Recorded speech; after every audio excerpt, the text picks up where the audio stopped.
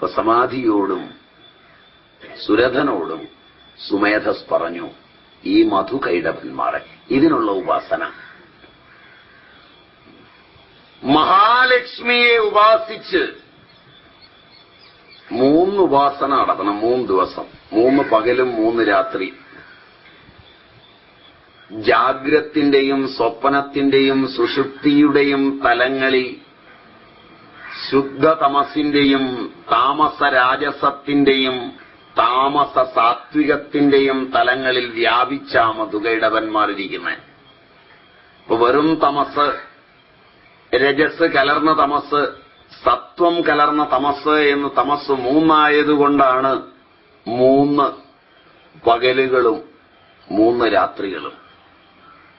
അത് ജാഗ്രത് സ്വപ്ന സുഷുപ്തികളിലേക്ക് വ്യാപിച്ചിരിക്കുന്നത് കൊണ്ടാണ് ജാഗ്രത്തിന്റെയും ജാഗ്രത് സ്വപ്നത്തിന്റെയും തലമായ പകലും സ്വപ്നത്തിന്റെയും സ്വപ്ന സുഷുപ്തിയുടെയും തലമായ രാത്രിയും ഉപാസനയ്ക്ക് നീക്കിവെക്കുന്നത്. അങ്ങനെ മധുകൈടഭവിദ്രാവിയായ വരദയായ ദേവിയെ 3 ദിവസം പ്രാർത്ഥിച്ച് വൈഷ്ണവമായ ഭാവം കൈക്കൊണ്ട് വൈഷ്ണവീ തേജസ്സിൽ വെച്ച് ശുഭാശുഭങ്ങളെ വേർതിരിച്ചറിഞ്ഞ് തന്നിലെ മധുകൈടഭന്മാരെ നിഗ്രഹിച്ചപ്പോൾ മധുസൂദനനായി മാറി. അത് കഴിഞ്ഞേ പിള്ളേർക്ക് പേരിടാവൂ മധുസൂദനൻ എന്നൊക്കെ. അപ്പൊ എല്ലാവരും ഈ അവസ്ഥയിലെത്തിയാൽ മധുസൂദനനാണ്. വീണ്ടും 3 പകലുകളും രാത്രികളും മൃത്യുവിലേക്ക് നമ്മെ നയിക്കുന്നതത്രയും അശുഭകരങ്ങളായ നമ്മുടെ ചിന്തകളാണ്. ജനനത്തോടൊപ്പം മൃത്യുവും അറിവും ഒരുമിച്ചായിരിക്കുന്നത്. അവ തമ്മിലുള്ള മത്സരമാണ് എന്റെ ഈ ഭൗമജീവിതം. എന്റെ തന്നെ ബോധം മൃത്യുവായി രൂപാന്തരം പ്രാപിച്ച് ഈ പ്രപഞ്ചത്തോടും എന്നോട് തന്നെയും ഏറ്റുമുട്ടി എന്നെ മൃത്യുവിലേക്ക് നയിക്കാൻ ശ്രമിക്കുമ്പോൾ ആ മൃത്യുവിൽ നിന്ന് രക്ഷപ്പെടുത്തുവാനുള്ള തന്ത്രങ്ങൾ ആവിഷ്കരിക്കുന്നതും എന്റെ ബോധം തന്നെയാണ്.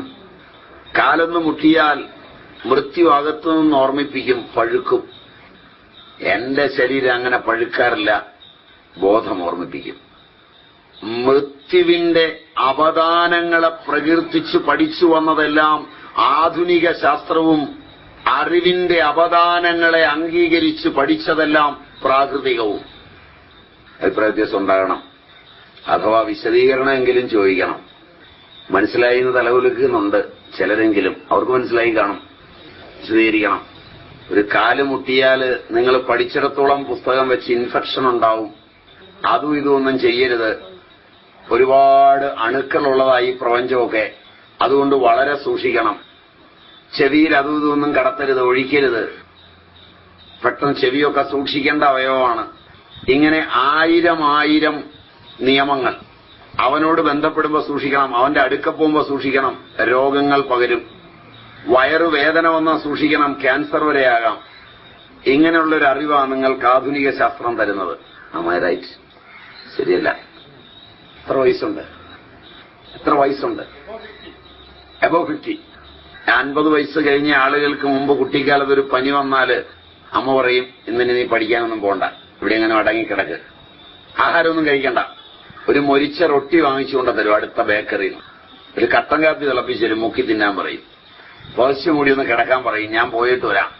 ഉച്ചയാകുമ്പോൾ ഒരു പൊടിയരി കഞ്ഞി മുളകിന്റെ അരി തല്ലിക്കളഞ്ഞ് ചുട്ടുപൊട്ടിച്ച് കോരിത്തരും. റൈറ്റ്? ഇത് 2 ദിവസം കൊണ്ട് മാറും. ഇതിലും വലിയ പനി എത്ര എണ്ണം ഞാൻ കണ്ടതാ ജീവിതത്തിൽ.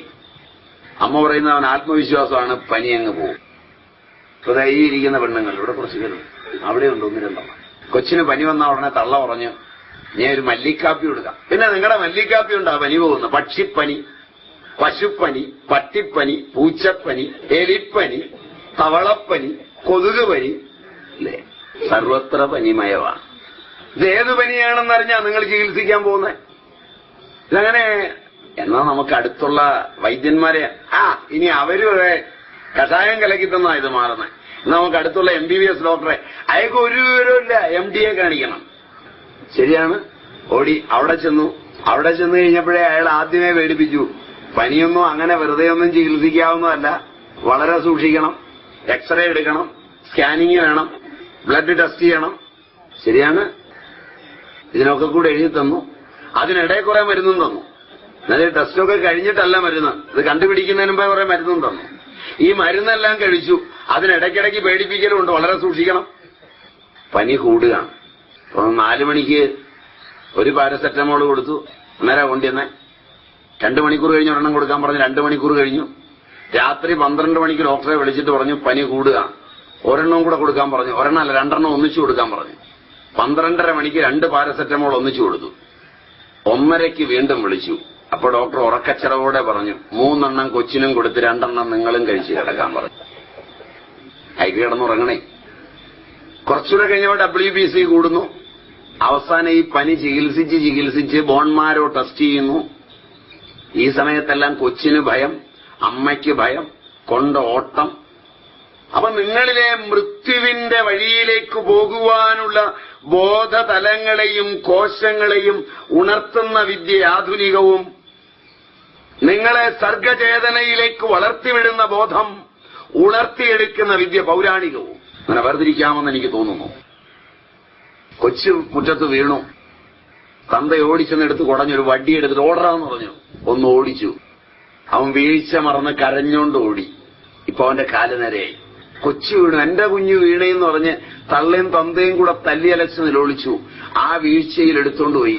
കാലിനി ഒരിക്കലും ശരിയാകുകയില്ലാതായി. വീണാച്ചാകുമായിരുന്നുവെങ്കിൽ പന്ത് കളിക്കുന്നിടത്ത് 100 കണക്കിനാ വീഴുന്നേ. ഒരു മരയ്ക്കാനുള്ള സാധനം അടിച്ചിട്ട്, ഒരു മരയ്ക്കാൻ വന്ന് മരയ്ക്കാനുള്ളത് അടിച്ചിട്ട് അല്ലേ, ശരീരത്തിന് മരവിപ്പുണ്ടാക്കുന്ന സാധനം അടിക്കുന്നേ. വീണ്ടും അവൻ ഓടിക്കളിക്കുകയാണ്. അതിനിടയിൽ അവൻ മറന്നു പോകുന്നു. ഞാൻ പറഞ്ഞത് തെറ്റല്ല എന്നാണ് എന്റെ ഉറച്ച വിശ്വാസം. അപ്പോ ബോധത്തിന്റെ 2 തലങ്ങൾ എന്നോടൊപ്പമുണ്ട്. ഒന്ന്, എന്റെ മൃത്യു കാത്തിരുന്ന് ആഘോഷിക്കുവാൻ നേരത്തെ പച്ചക്കറിയും വാങ്ങി കാത്തിരിക്കുന്ന എന്നിലെ മൃത്യുവിന്റെ അധിഷ്ഠാതൃ സങ്കല്പമായ മഹിഷാസുരൻ. അവൻ എന്നിൽ തന്നെ കാത്തിരുന്ന് എന്റെ മൃത്യു ആഘോഷിക്കാൻ തയ്യാറെടുത്തിരിക്കുകയാണ്. അവനെ അതിജീവിച്ച് എന്റെ ബോധസീമകളെ ആനന്ദത്തിന്റെ അഭൗമ ലോകങ്ങളിൽ എത്തിക്കുന്ന എന്റെ ബോധസത്തയുടെ സ്വരൂപം. അത് തമ്മിലുള്ള സംഘർഷമാണ് എന്റെ ജീവിതം. ഏതിനെ ഞാൻ ഉണർത്തണം, ഏതിനെ ഞാൻ തളർത്തണം, അതിനുള്ള സ്വാതന്ത്ര്യം എന്റേതാണ്. എന്റെ മൃത്യുവിന് കൂട്ടുനിൽക്കുന്ന, എന്നെ മൃത്യുവിലേക്ക് നയിക്കുന്ന സമസ്ത സങ്കല്പങ്ങളോടും എന്റെ ബോധതലങ്ങളെ ഉണർത്തിവെച്ചേറ്റുമുട്ടുമ്പോൾ മൃത്യുവിന്റെ ലോകങ്ങളിലേക്ക്, നിശയിലേക്ക് എന്നെ വലിച്ചിഴയ്ക്കുന്ന ആ മഹിഷാസുരനെ ഞാൻ അതിജീവിക്കുന്നു. എന്റെ ബോധസീമയുടെ ഉൽപ്പതിഷ്ണുത്വം കളർന്ന കാളിയിലൂടെ മഹിഷാസുരനെ വധിച്ച് രാജസത്തിന്റെ, ശുദ്ധരാജസത്തിന്റെയും രാജസ താമസത്തിന്റെയും രാജസ സാത്വികത്തിന്റെയും 3 മേഖലകളിലും കൈകൾ വിരിച്ചാടുന്ന മഹിഷാസുരമർദ്ദിനി എന്നിലെ മഹിഷാസുരനെ വധിക്കുമ്പോൾ ഞാൻ എന്റെ രാജസ പ്രൗഢിയിൽ ആനന്ദത്തിന്റെ അഭൗമ ലോകങ്ങളിലേക്ക് ഉയരുന്നു. Can you imagine? കാരണം അവിടെ നിന്ന് ഇറങ്ങുമ്പോഴാണ് ഞാൻ എന്റെ മൃത്യുവിനെ നോക്കി ചിരിക്കുന്നത്. Death ye not be proud. ജോണ്ടന്റെ പ്രസിദ്ധമായൊരു കവിതയുണ്ട്. Death be not proud. നിന്റെ മരണം അടുത്തിരിക്കുന്നു. മരണമേ, നിന്റെ മരണം അടുത്തിരിക്കുന്നു. നോക്കിയറിയാം, ഈ പിള്ളേര് മതിലെന്നൊക്കെ ചാടും. കാരണം ചാടുന്നതെന്ന് വെച്ചാൽ അവന് മരണത്തിൽ പേടിയില്ല. വയസ്സാവുമ്പോൾ പയ്യെ പിടിച്ചേ ഇറങ്ങുള്ളൂ. മരണം വയസ്സാവുമ്പോഴാ വരുന്നതെന്നൊരു ധാരണയുള്ളതുകൊണ്ടാണ്. മൃത്യുവിനോടുള്ള ആ ഭയം, മൃത്യുവിന്റെ മുഖത്ത് കാർക്കിച്ചു തുപ്പി കടന്നുപോകുന്ന, മൃത്യുവിനെ വെല്ലുന്ന, മൃത്യുവിനെ ഭയപ്പെട്ടിട്ടാണ് രാജൻ നിങ്ങൾ ഓടിയത്. ഇനി നമുക്ക് പ്രകൃതത്തിലേക്ക് വരാം. ഇത്രയും പഠിച്ചിട്ട് ഇനി പ്രകൃതത്തിലേക്ക് വരാം. സുരഥൻ, നിങ്ങൾ മാണ്ഡലികന്മാരുടെ അടുക്കൽ നിന്ന് ഓടിയത് മൃത്യുവിനെ ഭയന്നിട്ടാണ്. നിങ്ങൾ രാജ്യം വലിച്ചെറിഞ്ഞോടിയത് മൃത്യുവിനെ ഭയന്നിട്ടാണ്. ഭയം നിങ്ങൾക്ക് വന്നോ, അത് തന്നെയാണ് മൃത്യു. നിലതിരിച്ചു, നിങ്ങളുടെ ഭയമാണ് മൃത്യു. ഭയമോ, അത് പൂർവകാല സ്ഥിതമാണ്. നിങ്ങളുടെ പൂർവബോധങ്ങളിൽ ചെയ്ത തെറ്റിന്റെ നിഴലാട്ടങ്ങളാണ് ഭയം. നിങ്ങളുടെ ഓർമ്മകളിലും ഓർമ്മയില്ലായ്മകളിലും അരിച്ചുപെറുക്കി നിൽക്കുന്ന നിങ്ങൾക്കിഷ്ടപ്പെടാത്ത ചെയ്തികളാണ് നിങ്ങളുടെ മൃത്യുവിന്റെ ഓർമ്മകൾ തരുന്ന ഭയം. നിങ്ങൾ ആർക്കോ വേണ്ടി, എന്തിനോ വേണ്ടി നിങ്ങൾക്കിഷ്ടപ്പെടാതെ ചെയ്ത കർമ്മകലാപങ്ങളുടെ ഓർമ്മകളെ താലോലിക്കുമ്പോഴാണ് ഭയം നിങ്ങളിൽ ഇരച്ചു കയറുന്നത്. നിങ്ങളുടെ കർമ്മലോകങ്ങൾ സുതാര്യങ്ങളാണെങ്കിൽ ഭയം ഇരച്ചു കയറുന്നില്ല. ഭയക്കരുത്. ഭയമാണ് മൃത്യു. അഭയം സ്വവൈ ബ്രഹ്മ. അഭയമാണ്, ഭയമില്ലായ്മയാണ് അറിവ്. അത് ജ്വലിച്ചു നിൽക്കുമ്പോൾ ഒന്നിനും നിങ്ങളെ ഭയപ്പെടുത്താനാവില്ല. നിങ്ങളുടെ സർഗശക്തിയുടെയും നിങ്ങളുടെ ഇമ്മ്യൂണിറ്റിയുടെയും നിങ്ങളുടെ രോഗാതുരതകളിൽ നിന്നുള്ള മോചനത്തിന്റെയും എല്ലാം രംഗവേദി അഭയമാണ്. അഭയമാണ് അറിവ്. സുരഥനും സമാധിക്കും ഏതാണ്ടൊന്ന് പിടികിട്ടിയ പോലെ നിങ്ങൾക്കും തെറ്റുകളുടെയും രാജസത്തിന്റെ 3 തലങ്ങൾ പറഞ്ഞു. ഒരു തെറ്റിൽ നിന്ന് വേറൊരു തെറ്റേ ഉണ്ടാവൂ എന്ന് പറഞ്ഞു. പരമ്പരാർജിതമാണെന്ന് നേരത്തെ നമ്മൾ പറഞ്ഞു. രക്തബീജൻ, ശുംഭനിശുംഭൻ, ശുംഭനിശുംഭന്മാർ, രക്തബീജന്മാർ. ഇപ്പോഴത്തെ രാഷ്ട്രീയ നേതാക്കന്മാരൊക്കെ എങ്ങനെയാ പറയാ? ഓരോ തുള്ളി ചോരയിൽ നിന്നും 1000 പേരുയരുന്നു. രക്തബീജന്മാരാണ്. തെറ്റിന്റെ പരമ്പരകൾ ഉണ്ടാവും. തെറ്റിന് മാത്രമായി ഈ സ്വഭാവമുള്ളത്. നന്മയ്ക്ക് ഈ സ്വഭാവമില്ല. എന്നെ തൊട്ട് കളിച്ചാൽ 1000 പേര് പുറകെ വരും എന്ന് ഏതെങ്കിലും സ്വാമി പറഞ്ഞാൽ അവനും രക്തബീജനാണ്. ഏതെങ്കിലും രാഷ്ട്രീയ നേതാവ് പറഞ്ഞാൽ അവനും രക്തബീജൻ തന്നെയാണ്. അത് എന്നോട് തിരിച്ചു ചോദിക്കാതിരിക്കാൻ ആദ്യത്തത് അങ്ങ് പറഞ്ഞിട്ട് ബാക്കിയെല്ലാം പറഞ്ഞു. കാരണം അങ്ങനെയല്ല, ഇങ്ങനെയാണ് എന്നല്ല. എല്ലാം രക്തബീജന്മാരുടെ കാലമാണ്. ശുംഭനിശുംഭന്മാരുടെ. അതുകൊണ്ട് കൊല്ലാൻ വളരെ സൂക്ഷിക്കണം. തൊട്ട് കളിച്ചാൽ നേരത്തെ ഒരുത്തനെ തൊടുന്നുള്ളൂ. അവന്റെ 10 തുള്ളി രക്തം വീഴുമ്പോൾ 10 പേരെ വേണം ഇപ്പൊ നേരിടാൻ. അതുകൊണ്ട് കാളിക്കേ പറ്റുള്ളൂ. കാളി വായു പിളർന്ന് ആ രക്തമെല്ലാം കുടിച്ചുകൊണ്ട് കൊല്ലുന്നു എന്നാണ്. കേട്ടിട്ടില്ലായിരിക്കും. രക്തബീജ എന്നെ കണ്ടിട്ടില്ല. കഥകളിയിൽ ശുംഭനിശുംഭവധത്തില് കാളിയെ കണ്ടിട്ടുണ്ടാവും. കഥകളിയൊന്നും ഈ നാട്ടിലില്ലാന്ന് തോന്നുന്നു. അപ്പൊ ഈ ശുംഭനിശുംഭവധം അതിൽ കാളി ഇതായി ചെയ്യുന്നത്. കാരണം ഈ രക്തത്തിൽ നിന്ന് വേറൊന്നുണ്ടാകാതാക്കി വേണം കൊല്ലാൻ. അല്ലെങ്കിൽ 1000 വരുന്നത്. എല്ലാ ഹിംസയുടെയും ലോകം രക്തബീജനെ സൃഷ്ടിക്കുന്നതാണ്. ഹിംസയിൽ നിന്ന് അഹിംസയുണ്ടാകുന്നില്ല. നിങ്ങളെ ഇന്ന് പഠിപ്പിക്കുന്ന നിങ്ങളുടെ നേതാക്കന്മാർ അമ്പലപ്പറമ്പുകളിൽ വന്നിട്ട് അഹിംസ പരമോ ധർമ്മ, ധർമ്മഹിംസ തഥൈവച. ശുദ്ധ കൊള്ളികരുതാഴിയാ പറയുന്നത്. പരമമായ ധർമ്മത്തിന് തുല്യമായി വേറെ ധർമ്മമില്ല. അത് ആ വാക്കുകൊണ്ട് തന്നെ സ്പഷ്ടമാണ്. പരമമായ ധർമ്മം പരമമാണ്. പിന്നെ തഥൈവച ഇല്ല. ഭാഷാശാസ്ത്രത്തെ പോലും വ്യഭിചരിക്കുകയാണ്. ഭാഷാശാസ്ത്രത്തിന്റെ മര്യാദയിലാണെങ്കിൽ പരമം എന്ന് പറഞ്ഞാൽ പിന്നെ അതിനപ്പുറത്തില്ലാത്തതാണ്. That is the supreme. The supreme. മനസ്സിലായില്ല? അതിന് തുല്യമായ ഒരെണ്ണം ഉണ്ടെന്ന് പറഞ്ഞാൽ അത് പരമോ അല്ല. പിന്നെ ആദ്യം പറഞ്ഞതിനെ നിഷേധിക്കല രണ്ടാമത് പറഞ്ഞത്. അഹിംസ പരമമായ ധർമ്മമാണ്. അതിന് തുല്യമായി വേറെ ധർമ്മമില്ല. ഹിംസ സർവാത്മനാവർജ്യമാണ്. ഹിംസയിൽ നിന്ന് ധർമ്മം ഉണ്ടാവില്ല. ഇങ്ങനെ പഠിക്കാവൂ. ഹിംസ രക്തബീജനെ പോലാണ്.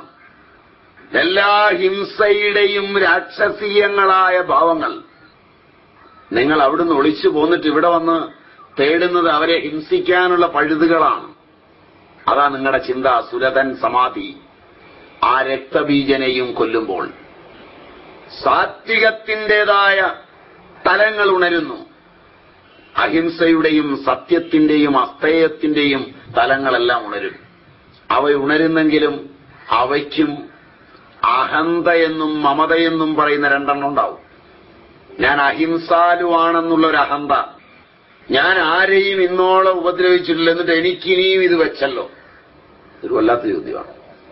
മറ്റവൻ ചോദിക്കുന്നതിലും കഷ്ടമാണ്. മറ്റവന്റെ ചോദ്യത്തിന് ഒന്നേ ഉള്ളൂ, ഞാൻ വല്ലവരെയൊക്കെ ഉപദ്രവിച്ചു, അതിനാണ് ദൈവം തന്നത്, അതുകൊണ്ട് ദൈവത്തിന് അതിനകത്ത് പരാതിയില്ല. ഞാൻ നന്മ ചെയ്തിട്ടും എനിക്കിത് തന്നു എന്ന് പറയുമ്പോൾ ദൈവത്തിനാണ് ഒടേതമ്പുരാന്റെ നേർക്കാണ് അമ്പ്. ഭക്തന്മാരെല്ലാം ഒളിയം പെയ്യുന്നത് ഒടേതമ്പുരാന് നേരെയാണ്. സകല ഭക്തന്മാരും ആദ്യം ചോദിക്കുന്ന ചോദ്യം ഇതാണ്, ശരിക്കിതെന്തുകൊണ്ടാണ്? എന്റെ ഭർത്താവ് കാലത്തിൽ മരിച്ചു, എന്റെ മകൻ മരിച്ചു, ദൈവം എനിക്ക് മാത്രം ഇങ്ങനെയാക്കി. കരുണാമയനും പരമകാരുണികനും നിഷ്ഠൂരനാണ്. കുന്തി തിരിച്ചാ പറഞ്ഞു. അവള് മഹാതന്റെ അടിയായി. കുന്തി അറിയൂല, മഹാതന്റെ അടി. കുന്തി തിരിച്ചാ പറഞ്ഞു. അധ വിശ്വേശ വിശ്വാത്മൻ വിശ്വമൂർത്തേ സ്നേഹപാശമിമം ചിന്തി ദൃഢ വൃഷ്ണിഷു പാണ്ഡുഷു. എല്ലാം മരിച്ചങ്ങനെ കിടക്കുമ്പോഴും ഈ കുഴപ്പങ്ങളുടെ നടുക്ക് നിൽക്കുമ്പോഴും അവിടെ ഒരൊറ്റ പ്രാർത്ഥനയെ പ്രാർത്ഥിച്ചുള്ളൂ. അധ വിശ്വേശ. കൃഷ്ണനെ വേറെ ആരും അങ്ങനെ വിളിച്ചിട്ടില്ല. കടുത്ത വിളിയാ വിളിച്ചു, അടുത്തെറിഞ്ഞ് വിളിച്ച പോലെ വിളിച്ചു. അധ വിശ്വേശ വിശ്വാത്മൻ വിശ്വമൂർത്തേ. മൂന്നും ഗംഭീരമാണ്. ഇതൊക്കെയാ അർത്ഥം മുഴങ്ങുന്നവയാണ്. നമ്മുടെ സമയം അത് വ്യാഖ്യാനിക്കാൻ അല്ലാത്തതുകൊണ്ട് ഞാൻ വിടുന്നു. അധ വിശ്വേശ വിശ്വാത്മൻ വിശ്വമൂർത്തേ സ്നേഹപാശമിമം ചിന്തി. എന്റെ ഈ സ്നേഹപാശത്തെ അറുത്തു തരണം. ആരോട്? വൃഷ്ണികളോടും പാണ്ഡവന്മാരോടുമുള്ള ഈ ഒറ്റ പ്രാർത്ഥനയുള്ളൂ നിന്നോട്. ഇതൊന്നും വേണ്ട. അതാണ് എന്റെ ദുഃഖം. അപ്പോ മമതാഹങ്കാരങ്ങളുടെ ലോകത്തേക്ക് ആ സാത്വികം കടന്നു പോകുന്നത്. തിന്മയിൽ ജീവിക്കുന്നതിനേക്കാൾ അപകടകരമാണ് നന്മയിൽ ജീവിച്ച് അതിന്റെ മമതയിൽപ്പെട്ട് അഹങ്കരിക്കുന്നത്. ഒരു അസത്യവാനെ ഈ ഭൂമിക്ക് താങ്ങാം, ഒരു സത്യവാന്റെ അഹന്തയെ ഈ ഭൂമിക്ക് താങ്ങാനാവില്ല. കാരണം അവൻ എന്തുകൊണ്ടും തൃപ്തനാവില്ല. അതുകൊണ്ടാണ് ലോകം മുഴുവൻ കള്ളനെന്ന് വിളിക്കുമ്പോഴും സത്യവാനായി നിന്ന കൃഷ്ണന്റെ അഹന്തയില്ലായ്മ. ട്രൂത്ത് എന്താണെന്ന് ലോകത്തെ പഠിപ്പിച്ചത് കൃഷ്ണനാണ്.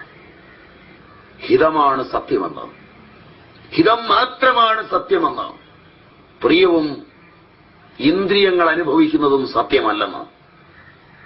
നമ്മളൊക്കെ വിചാരിച്ചിരിക്കുന്ന ഇന്ദ്രിയങ്ങൾ കാണുന്നതൊക്കെ സത്യമാണെന്നാണ്, അല്ലേ? സത്യം ഇന്ദ്രിയങ്ങളുടെ അനുഭവങ്ങളല്ല. ഞാൻ അയാൾ ഇന്നത് ചെയ്യുന്നത് കണ്ടു, അത് സത്യമല്ല. അത് അയാൾക്കും എനിക്കും ലോകത്തിനും ഹിതകരമാണെങ്കിൽ അത് സത്യമാണ്. അല്ലാത്തത് കണ്ടു എന്നുള്ളതാണ് പാപം. ഞാനത് കാണരുതായിരുന്നു, ഒരു പാപം കണ്ടു എന്നാ പഠിക്കുന്നത്. ഈ തരത്തിലുള്ള അഹമ്മമതകളിൽ കൽപ്പിതമായിരിക്കുന്ന സാത്വികാഹങ്കാരത്തിന്റെ രാക്ഷസീയ ഭാവങ്ങളെ അറിവാകുന്ന ദേവി സരസ്വതി 3 പകലുകളും 3 രാത്രികളും കൊണ്ട് ഹനിച്ചപ്പോൾ സാത്വികത്തിന്റെ പരമോന്നത പദവിയും വെടിഞ്ഞ് ഗുണാതീത ഭാവത്തിലേക്ക് ഉയരുമ്പോൾ വിജയമായി 10ാം ദിവസം രാവിലെ. ഈ ഉയർച്ചയുടെ ചരിത്രമാണ് ദേവീ മാഹാത്മ്യം ഉപാസനയുടെ കാണ്ഡത്തില് ജ്ഞാനികൾക്ക് വേണ്ടി പറയുന്നത്. ഉപാസകന്മാരുടെ തലം വേറെ. മൂർത്തിത്രയങ്ങൾ ലക്ഷ്മിയും കാളിയും സരസ്വതിയും ബ്രഹ്മാണ്ഡ പിണ്ടാണ്ഡ സങ്കല്പങ്ങളിൽ സമയാചാര തൽപരരായി നിലകൊള്ളുമ്പോൾ ഏതൊന്നിനെ ആന്തരികമായി ഉപാസന ചെയ്യുന്നുവോ അതുതന്നെയാണ് ബാഹ്യ ഉപാസനയെന്ന് യാതൊരുവൻ അറിയുന്നുവോ അവൻ അറിയുന്നു. ഉപാസനയ്ക്ക് ഭേദങ്ങളില്ല. ഗുണത്തിലും നിർഗുണത്തിലും സമാനമാണിത്.